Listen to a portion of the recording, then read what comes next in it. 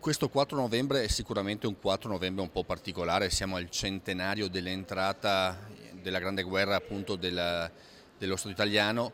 Mi fa un po' specie non vedere nessun rappresentante dello Stato partecipare alle commemorazioni che stanno avvenendo sul territorio vicentino, in particolare appunto dove ci sono i sacrari, dove sono tumulati i resti dei caduti di questa grande tragedia. Una cosa che noi in Veneto sentiamo particolarmente rispetto ad altre realtà sia nazionali sia estere, perché qui si è combattuto, qui si è sofferto, qua la guerra è stata veramente grande e le ferite sono ferite che sono rimaste nei decenni e ancora nella memoria e anche nei luoghi di queste zone. Quindi per noi è una cosa molto particolare, molto importante, anche un ricordo appunto nella giornata delle forze armate, specialmente per chi in questo momento sta servendo sotto le armi l'Italia all'estero, sotto le bandiere dell'ONU, in tanti scenari critici a livello internazionale.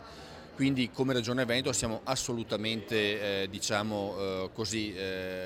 particolarmente raccolti, particolarmente sensibili a questo tipo di iniziativa proprio perché, ripeto, la Grande Guerra in queste zone, nei nostri territori, ha lasciato veramente il segno.